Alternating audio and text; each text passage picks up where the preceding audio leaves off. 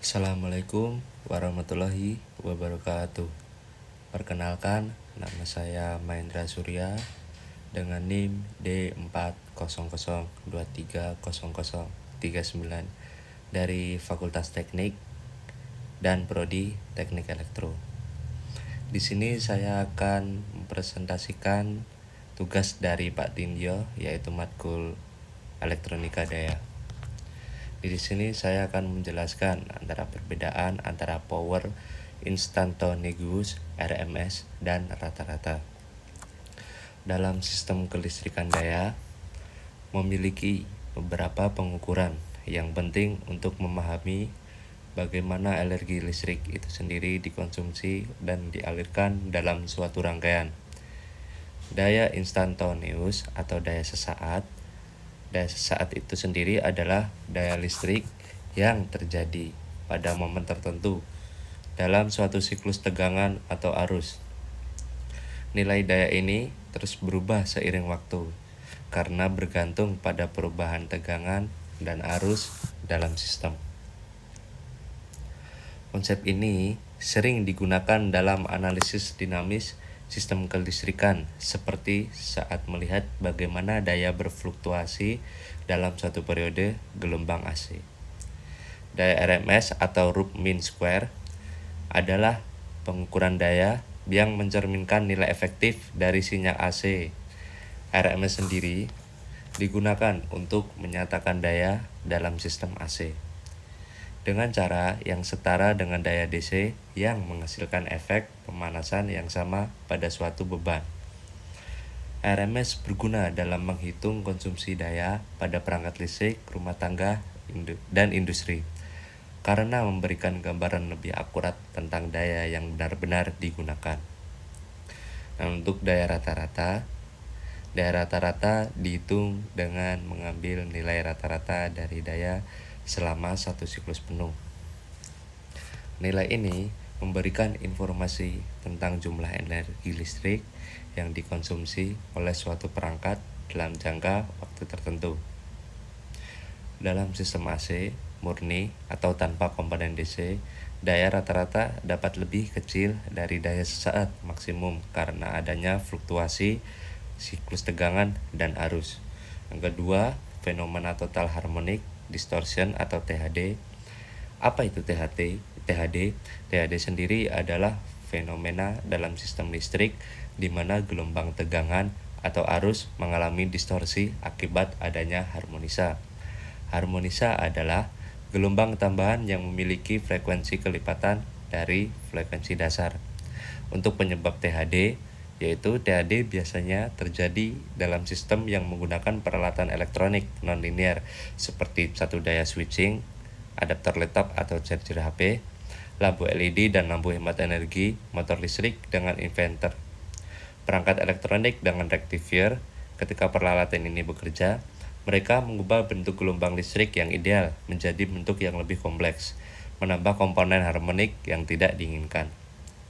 Untuk dampak THD sendiri adalah peningkatan rugi-rugi daya dalam jaringan listrik, gangguan pada peralatan sensitif seperti alat komunikasi atau sensor, menurunkan efisiensi transformator dan motor listrik, overheating atau yang disebut kelebihan panas pada peralatan listrik, dan cara mengulangi THD menggunakan filter harmonik untuk menyaring sinyal listrik yang tidak diinginkan. Mendesain peralatan listrik dengan komponen power factor correction atau PFC menggunakan transformator khusus yang dapat meredam harmonisa. Untuk yang ketiga, jenis-jenis rangkaian rectifier, penyearah AC ke DC. Rectifier sendiri adalah rangkaian yang digunakan untuk mengubah arus bolak-balik AC menjadi arus searah DC. Rangkaian ini banyak digunakan dalam satu daya elektronik dan perangkat listrik lainnya. Oke, untuk jenis-jenis rectifier sendiri, yaitu ada half wave, rectifier penyearah setengah gelombang, menggunakan satu dioda untuk menyearahkan hanya setengah siklus dari gelombang AC.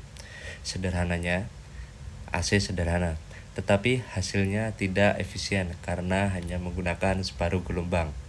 Cocok untuk aplikasi dengan daya yang kecil seperti sensor atau rangkaian sederhana.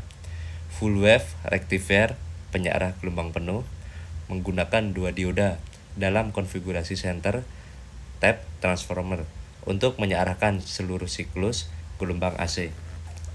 Lebih efisien lagi dibanding dengan half wave karena memanfaatkan seluruh siklus gelombang. Digunakan dalam satu daya perangkat elektronik. Bridge rectifier penyearah jembatan menggunakan 4 dioda dalam konfigurasi jembatan untuk mengubah AC menjadi DC dengan lebih efisien, tidak memerlukan center tap transformer sehingga lebih praktis dan banyak digunakan dalam berbagai aplikasi. Untuk menghasilkan tegangan DC yang lebih stabil setelah melalui proses penyaringan dengan kapasitor. Oke, dan yang keempat, jenis-jenis rangkaian konverter DC ke DC. DC-DC konverter adalah rangkaian yang berfungsi untuk mengubah tegangan DC dari satu level ke level lain. Konversi ini dalam berbagai aplikasi seperti pengisian baterai, sistem tenaga surya, dan perangkat elektronik portable. Jenis-jenis DC-DC converter atau buck converter digunakan untuk menurunkan tegangan DC dari level yang lebih tinggi ke lebih rendah. Banyak digunakan dalam regulator daya untuk mikrokontroler dan perangkat elektronik lainnya. Efisien dan menghasilkan output tegangan yang lebih stabil dibandingkan metode linear. Dan untuk selanjutnya ada Boost converter. Berfungsi untuk menaikkan tegangan DC dari level yang lebih rendah ke yang lebih tinggi. Contoh aplikasinya yaitu dalam sistem tenaga surya untuk meningkatkan tegangan keluaran panel surya agar sesuai dengan kebutuhan beban. Digunakan juga dalam perangkat seperti power bank dan sistem kendaraan listrik.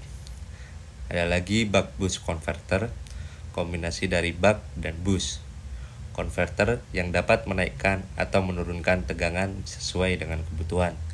Fleksibel karena dapat menghasilkan tegangan output yang lebih tinggi, lebih rendah, atau sama dengan input.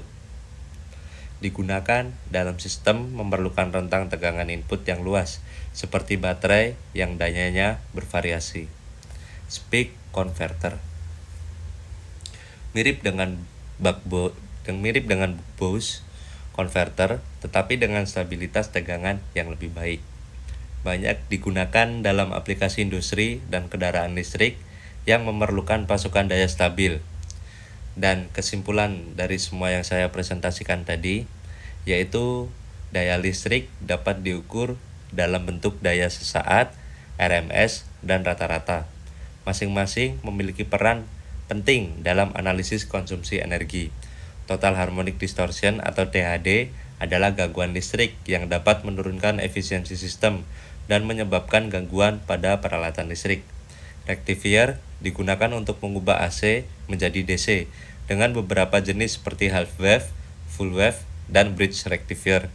DC-DC converter berperan dalam mengubah tegangan DC sesuai kebutuhan dengan berbagai jenis seperti buck boost, dan speed converter. Demikian presentasi dari saya, kurang lebihnya saya mohon maaf. Terima kasih. Wassalamualaikum warahmatullahi wabarakatuh.